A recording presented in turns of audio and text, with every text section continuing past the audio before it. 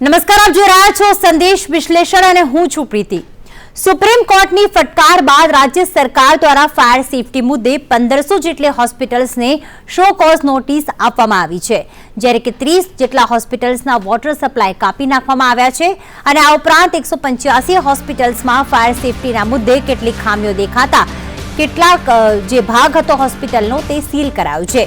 જો કે તમામ પ્રક્રિયા પૂરી કરતા જ સીલ ખોલાઈ પણ ગયા છે। આ ઉપરાંત રાજ્યમાં હજી પણ 1101 હોસ્પિટલ્સ એવી છે કે જેની પાસે ફાયર એનઓસી જ નથી, જેમાં સરકારી અને ખાનગી બંને હોસ્પિટલ્સનો સમાવેશ થાય છે। સરકારે સુપ્રીમ કોર્ટમાં કહ્યું કે રાજ્ય સરકાર લોકોની સલામતીના સંદર્ભે કોઈ જ બાંધછોડ કરવા માંગતી નથી। સુપ્રીમ કોર્ટમાં એફિડેવિટ કરીને અત્યાર સુધી કરવામાં આવેલી ફાયર સેફટીનો ચિતાર રજૂ કરાયો છે।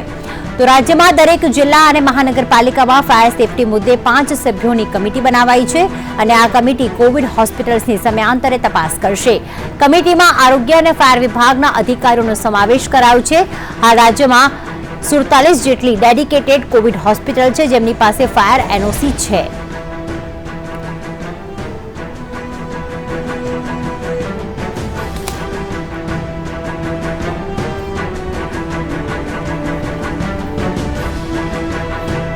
तो सुप्रीम कोर्ट में आज रोज सुनावणी थई शके छे ते संदर्भे दिल्ली थी अमारी साथे जे प्रमाणे 1500 होस्पिटल ने शो कोज नोटिस फटकारवामां आवी छे। सुप्रीम कोर्ट में आज रोज सुनावणी थई शके छे। तो आ तरफ राज्य सरकारे पण पोतानो रिपोर्ट रजू कर्यो छे ने कह्युं छे के सरकार जे लोकोनी सलामती छे, लोकोनी सेफ्टी छे एना मुद्दे कोई ज बांधछोड़ करवा तैयार नहीं। दिल्ली थी अजय यादव हमारी साथे जोड़ाई गया छे।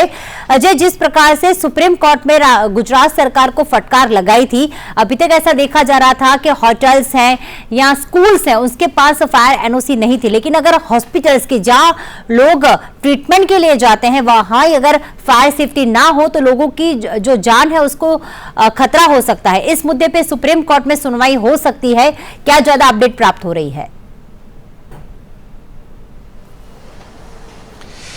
देखिए, ज्यादा अपडेट की बात इसके बैकग्राउंड में जाके समझी जा सकती है कि 2 हफ्ते पहले जब सुप्रीम कोर्ट में इस मामले में सुनवाई हो रही थी तो गुजरात सरकार का जो रवैया था उसको लेकर के खास तौर से गुजरात सरकार को फटकार लगाई गई थी।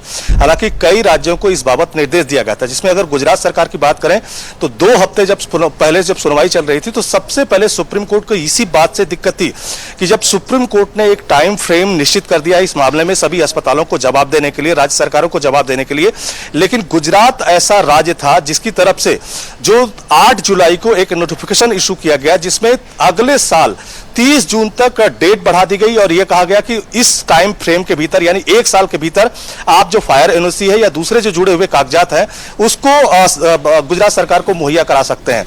इस पर सुप्रीम कोर्ट ने कहा कि जब सुप्रीम कोर्ट एक बार ऑर्डर दे देगा तो ऐसे में राज्य सरकार के ये अधिकार क्षेत्र में नहीं आता है कि आप उसकी डेडलाइन बढ़ा दीजिए कि कब तक आपको एनओसी देनी है या दूसरे डॉक्यूमेंट देने हैं। तो इसको लेकर के सुप्रीम कोर्ट की तरफ से खास तौर से गुजरात सरकार को फटकार लगाई गई थी और कहा गया था कि अगर आप इस बाबत जल्द से जल्द एक्शन नहीं ले सकते हैं तो आपको कोर्ट कंटेम्प्ट भी झेलना पड़ सकता है। और साथ ही साथ जब सीलबंद लिफाफे में गुजरात सरकार की तरफ से जो अपना जवाब दाखिल किया गया था उसको भी लेकर के सुप्रीम कोर्ट की तरफ से कहा गया था कि क्या कोई परमाणु बम लीकेज की या परमाणु बम के बारे में आप कोई जानकारी दे रहे हैं कि इतना गुपचुप तरीके से जो जवाब है उसको मुहैया करा रहे हैं। तो उसी बात का कहीं ना कहीं अब गुजरात सरकार पे असर पड़ता हुआ दिखाई दे रहा है।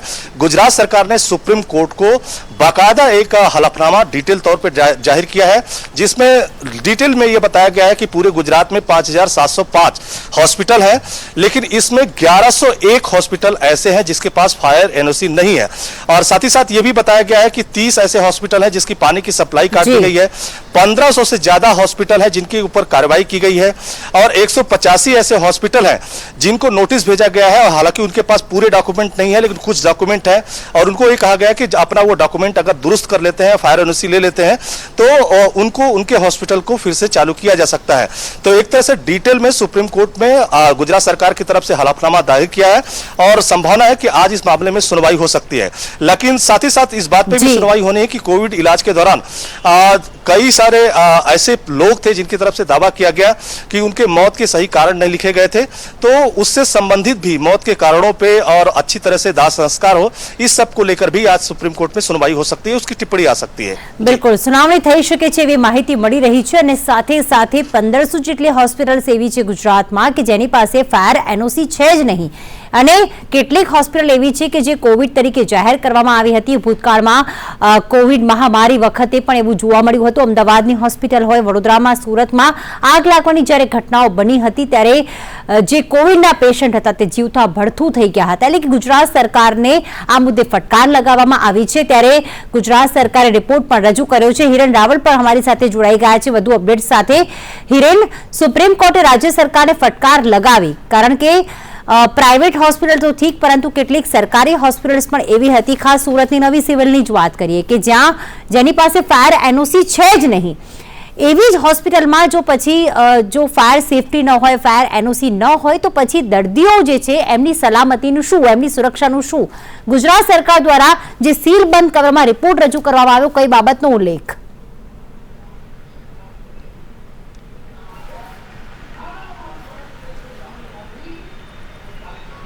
જો ખાસ ગુજરાત સરકારે જે સુપ્રીમ કોર્ટની અંદર એફિડેવિટ રજૂ કર્યું છે, ખાસ ફાયર સેફટીના સંદર્ભમાં તેને લઈને જે માહિતી બહાર આવી રહી છે, આજની તારીખે પણ ગુજરાતની અંદર 1000 કરતાં પણ વધુ, લગભગ 1101 હોસ્પિટલો પાસે ફાયર એનઓસી નથી. તે પ્રકારનું ખુદ રાજ્ય સરકારે કબૂલાત કરી છે.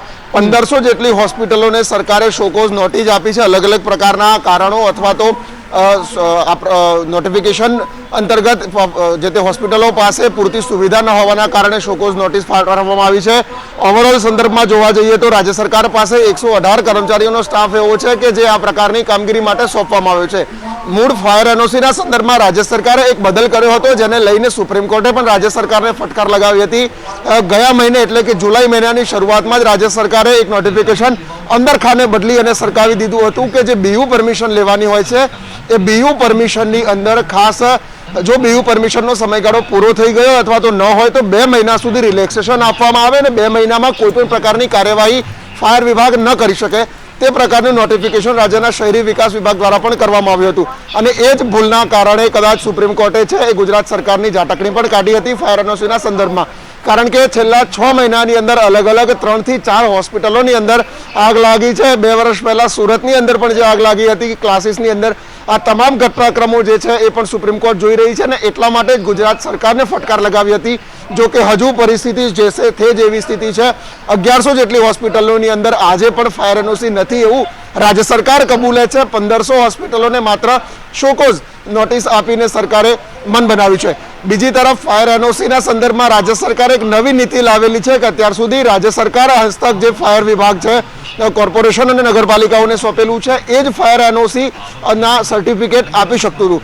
પરંતુ સરકાર હવે એક નવો નિયમ લાવી છે કે જે પ્રકારે ચાર્ટર્ડ એકાઉન્ટન્ટ અથવા તો સીએસ બહારથી આવી અને માત્ર રિપોર્ટ રજૂ કરી અને તેમાં એનઓસી આપીને જાય છે, એ જ પ્રકારે બહારથી 1 મહિનાનો અભ્યાસ કરેલ વ્યક્તિ ફાયર એનઓસી આપી અને નો ઓબ્જેક્શન સર્ટિફિકેટ આપી શકશે. તે પ્રકારની રાજ્ય સરકારે નવી નીતિ બનાવી છે. જો કે આ કેટલી અમલીવારી સફળતાથી થશે તે સૌથી મોટો સવાલ છે, કારણ કે જવાબદારી કોની નક્કી કરવી કોઈ ઘટનાક્રમ બને તો તે નક્કી નથી. અને એટલા માટે જ સુપ્રીમ કોર્ટ સહિત ગુજરાત હાઈકોર્ટ પણ અનેક મુદ્દાઓ પર ગુજરાત સરકારની ફટકાર ફાયર એનઓસીને લઈ લગાવી ચૂકી છે. બિલકુલ, નીતિ બનાવવામાં આવી, કમિટી બનાવવામાં આવી 5 સભ્યોની, પરંતુ આખરે તેની અમલવારી ખૂબ જ જરૂરી છે. આભાર તમામ જાણકારી માટે.